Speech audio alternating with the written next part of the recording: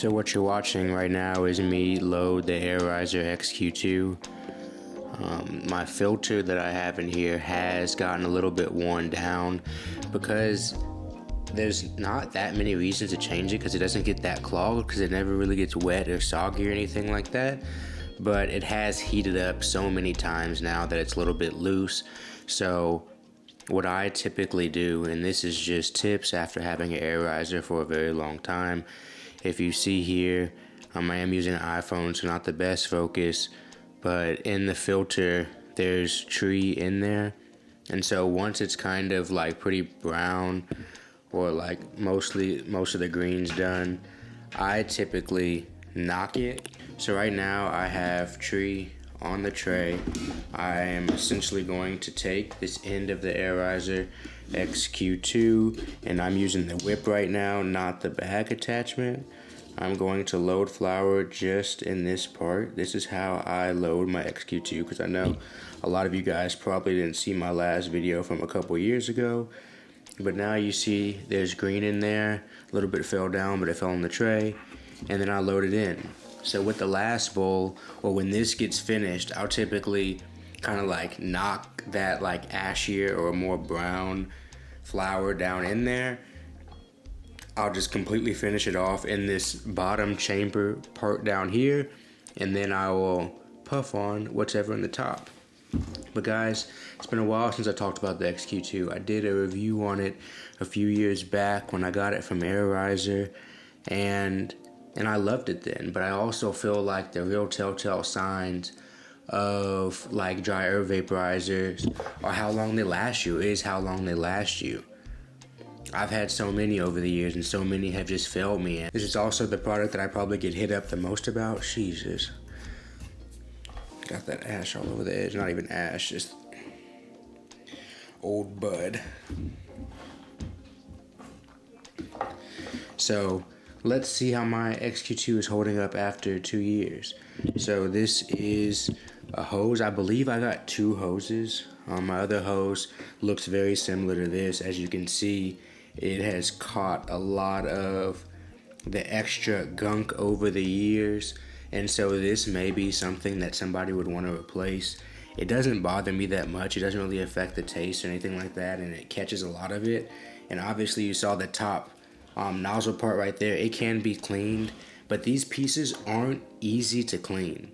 And I'm the type of person is when I start cleaning it, then I get sketched out if there's alcohol or stuff left in there, if there's too much res. Like I feel like, and maybe I'm tripping on this, but I feel like the alcohol and the salt or whatever stuff you could have used could just be sitting on the glass, stuck to that res. So I like it completely clean if it gets cleaned, or I'd rather not clean it at all. But these are pieces, especially like this nozzle, some of these tips, these tips are easy to clean. Some of the stuff's easy to clean, but stuff like this tube, the bag, even that top nozzle, they're things that I suggest you replace unless you want to spend a lot of time cleaning, or it's just something a big deal to you to like really scrub it out, or you don't care if there's like some alcohol res in there or whatever. I have no idea what your situation is, but that is definitely something that I would say is worth replacing over really trying to clean it. Unless somebody out there has a really great method, then feel free to put that in the comments.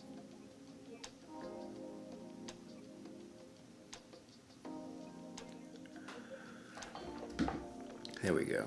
I have it set to 390 right now with the pink bottom.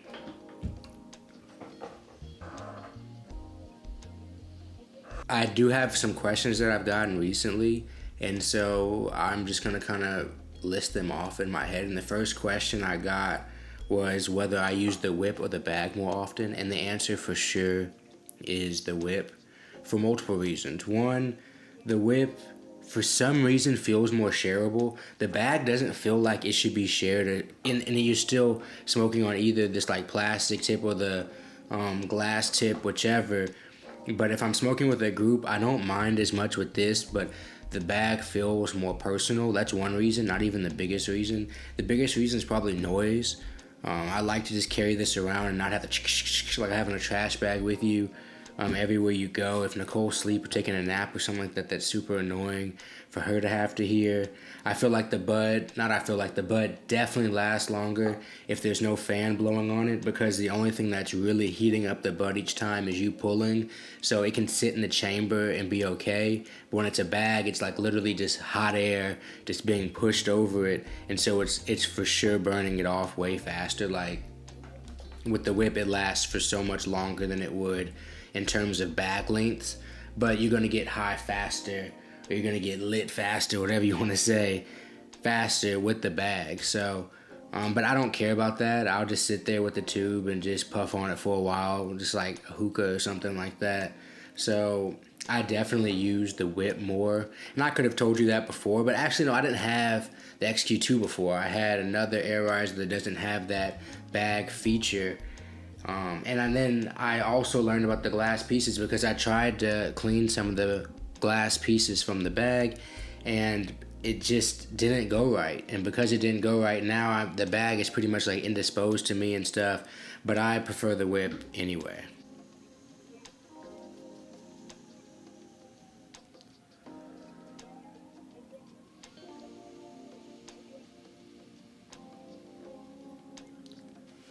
Obviously, simply the question, what I suggested it when I first got it, and I still suggest it now, because the only way I see this breaking is like dropping. I've actually dropped one before. I've had maybe 3 of these now, and I still have one that does partially work. No, that does work.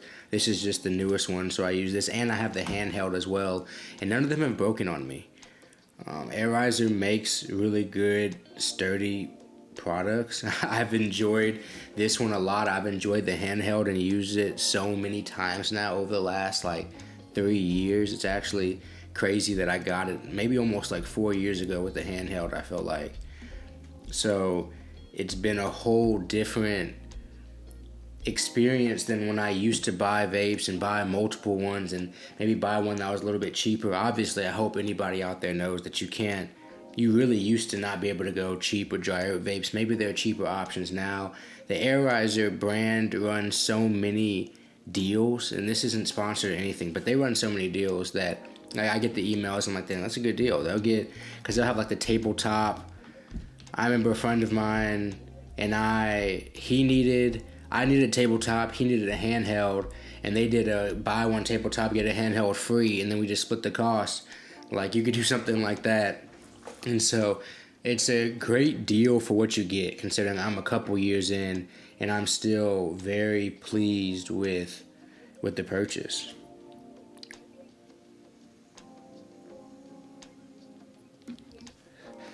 And I do say all that to say, so if you did have to replace some of these top glass pieces, it's definitely way cheaper than if you went to a cheaper brand and you had to replace the whole unit over and over again.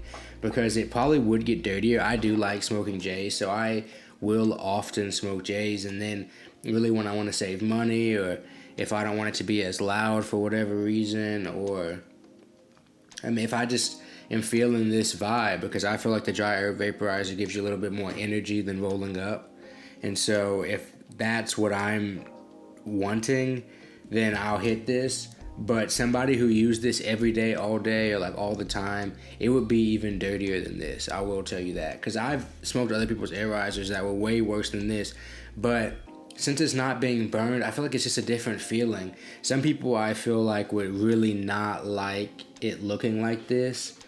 And having this much bud and stuff. Damn, I think something pulled through like a leaf or something that's stuck in there now. But regardless, I feel like some people really not like it looking like this, but it doesn't bother me that much. Not as much as like a filthy bong or something like that.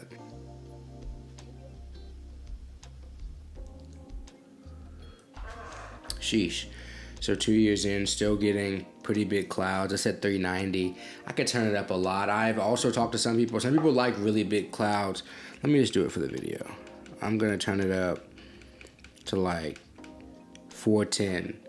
I actually never do this, so I'm actually kind of curious. I'm always trying to preserve the bud. Even 390 is high for me to start a bowl at. Usually I would start a bowl at like 380. I'm not worried about seeing smoke. I know Most people are worried about seeing the smoke come out. This doesn't bother me at all. Let me see.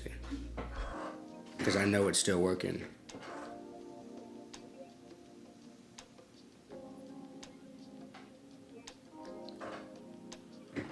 Yeah, you can get those bigger clouds as you turn it up.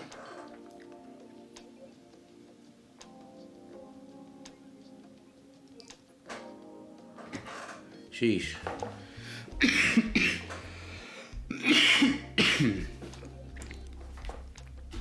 I'm puffing on some of this Rocky Road from Uncensored.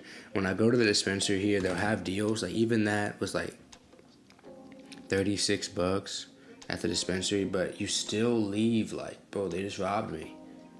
I just got robbed. No mask, no gun, no weapon, no anything. Like, I still left spending close to like $50, and I did not want to spend $50.